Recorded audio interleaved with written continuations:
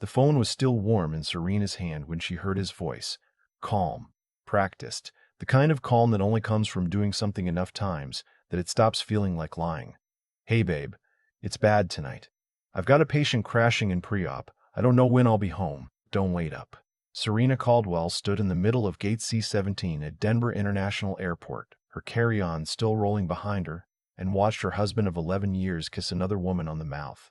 Not a peck. Not a greeting. The kind of kiss that belongs to people who have been kissing for a while. He had his hand on the small of her back. The woman, younger, in a cream-colored blazer, hair done the way Serena's used to be done before 2 kids and a mortgage aid every spare hour, laughed at something he said and leaned into him like he was a wall she'd been leaning on for years. Serena did not drop her phone. She did not make a sound. She stepped behind a concrete pillar and stood there, breathing, while the world rearranged itself around her into something she didn't recognize. She had been in Phoenix for 4 days at a financial planning conference. She wasn't supposed to be at this terminal. She'd changed her flight that morning, caught an earlier connection, thought she'd surprise him. Maybe pick up the kids from his mother's place together. Maybe have dinner at that Italian place on Colfax they used to go to, before everything became logistics. She had texted him from the plane. He'd replied with a single heart emoji. Now she watched him lift the woman's carry-on into the overhead bin of a gate she hadn't noticed. Gate C-19, departures board reading Las Vegas, 7:45 p.m., and she understood, in the complete and terrible way you understand things that have been true for a long time, that he was not in a hospital, that he had never been in a hospital tonight. That the crashing patient and the pre-op and the don't wait up were so well worn they came out smooth, no edges left to catch on. She thought about all the nights she hadn't waited up.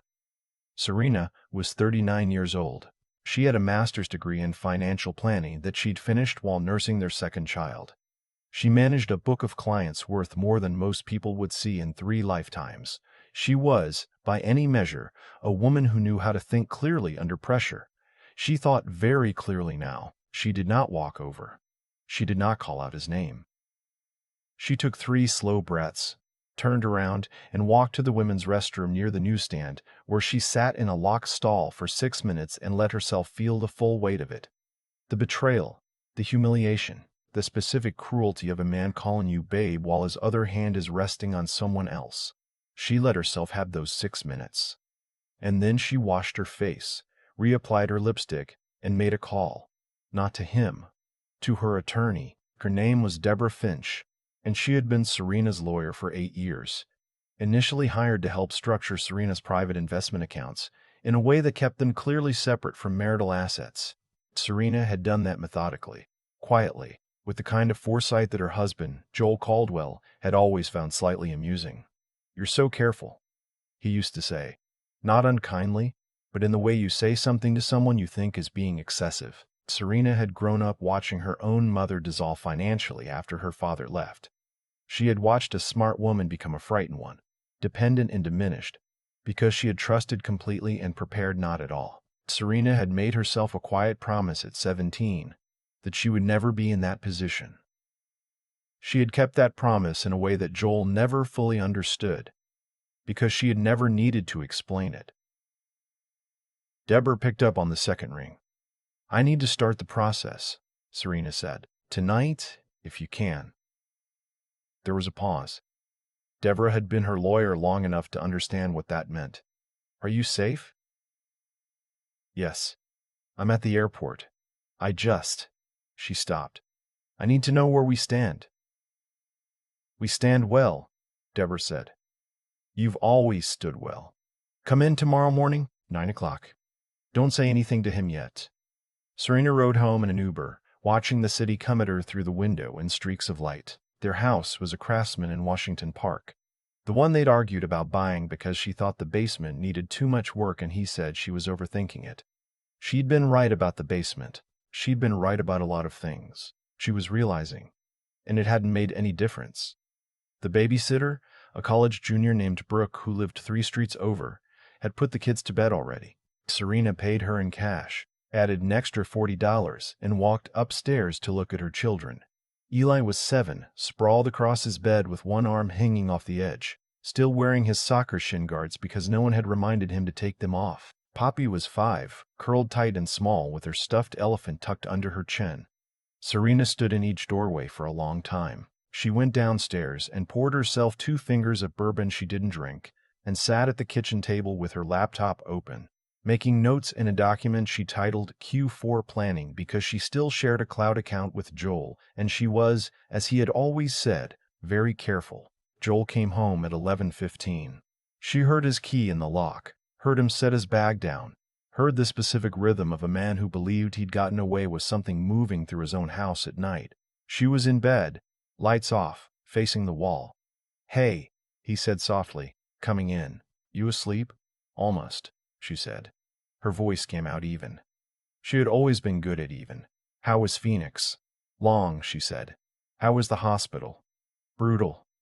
He was undressing in the dark, the rustle of clothes, the familiar sounds. Lost the patient. Rough night. "I'm sorry," Serena said. "Get some sleep." She lay in the dark listening to him breathe himself to sleep and thought about the woman in the cream blazer and the Las Vegas departure board and the way his hand had rested on the small of her back like it had always belonged there. She did not sleep for a long time, but when she did, it was the deep, resolute sleep of someone who has made a decision and is no longer afraid of what it costs. In the weeks that followed, Serena did what she had always done. She managed. She went to work. She made the kids' lunches. She attended Eli's soccer games and Poppy's Saturday art class and the Neighborhood Block Association meeting where they discussed the new stop sign on Alameda. She smiled at the right times and said the right things and gave Joel no indication at all that the architecture of their marriage had already been quietly dismantled. Meanwhile, she worked. She transferred nothing, moved nothing, changed nothing that would create a paper trail before Deborah told her she could. What she did do was document, carefully, thoroughly, with the same precision she applied to her clients' portfolios. Phone records she had a right to access, credit card statements and accounts she noticed but never scrutinized. A pattern of weekend conferences that didn't line up with hospital scheduling she verified with a single polite call to the chief of staff's assistant, explaining she was trying to coordinate their family calendar. There had been 14 conferences in the past 2 years. She printed that page and added it to a folder she kept in her office at work in a locked filing cabinet under a client name. Deborah had told her early on, document everything, but don't let documentation become obsession. You already have what you need financially. What you're building now is clarity, for you as much as for court. That had been useful advice. Serena was building clarity. Each piece she found didn't devastate her anymore. It only clarified. The picture wasn't becoming more painful. It was becoming more complete, which was different. A complete picture you can work with. She thought about Joel's comment at her firm's holiday party 2 years ago. He'd had 2 drinks and told her colleague, laughing, "She's the one who actually manages our money. I just bring home a surgeon's salary and she turns it into something." Everyone had laughed. Serena had smiled.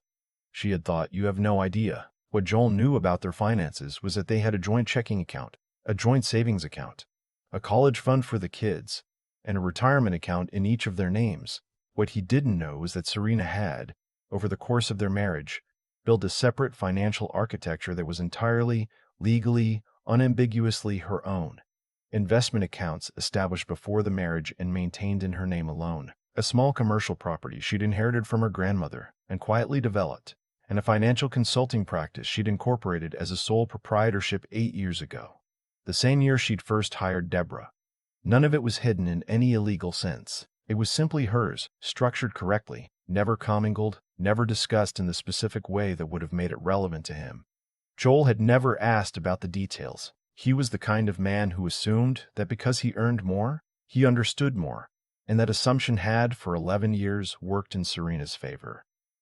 She filed on a Thursday in November, 2 months and 11 days after she'd stood behind that pillar at gate C-17. She had Brooke take the kids for the afternoon, and she was sitting at the kitchen table with a cup of coffee when Joel came home from the hospital. She watched him come through the door. Still handsome, she thought. Still the man she believed in once, the one she'd moved across the country for, the one she'd made a life with, even if that life had been built partly on a lie he'd been telling for longer than she knew. "Can you sit down?" she said. He looked at her and something shifted in his face, a slight tightening, a recalibration. He set his bag down slowly. Serena. Sit down, Joel. He sat. I was in Denver, she said, at DIA, Gate C-17, on November 9th. I was on an earlier flight. She watched his face. I saw you at Gate C-19. You were checking in for Las Vegas with Amber. She had learned her name 6 weeks ago. She used it deliberately. Joel said nothing for 4 seconds. She counted. Then, Serena, let me. I'm not asking you to explain, she said. I'm telling you that you've been served. Deborah filed this morning.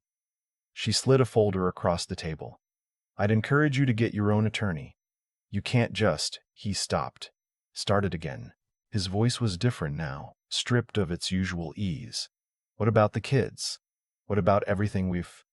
The kids are mine on weekdays. You'll have weekends. We'll work out the details. She stood up. Her coffee was still warm. The house is in both our names. Deborah's proposal gives it to me. I'll buy out your share at current appraisal. You want to look at page 6. Serena. He said her name like it was supposed to do something. Like 11 years of saying her name had built up some kind of credit he could spend now. I made a mistake. She looked at him for a moment. Not with anger. She was past anger, had burned through it in the first 2 weeks and come out the other side into something cleaner. She looked at him the way you look at something you used to need and no longer do. 14 conferences in 2 years, she said. That's not a mistake, Joel. That's a calendar. She picked up her coffee and went upstairs. She heard him sit there in the kitchen for a long time, the silence of a man who had overestimated how much someone loved him and was only now doing the math. The divorce took 8 months. Joel had contested at first in the vague, aggressive way of men who have been caught but still believe negotiation is possible. His attorney pushed back on the asset separation, tried to argue that some of Serena's investment accounts should be considered marital property. Deborah had documentation going back 14 years. The argument died in the first mediation session. What became clear, through the process, was how much Joel had spent. The second apartment, he'd leased one, it emerged, a 1-bedroom in Cherry Creek 18 months ago, cost $4,000 a month. There were dinners, weekends, a trip to Cabo that had been logged in his phone as a cardiothoracic symposium. He had not saved for any of this. He had spent it, steadily, from accounts Serena had never had her name on, which meant they were cleanly his to spend and cleanly counted against him in the settlement calculation. He was not broke, exactly.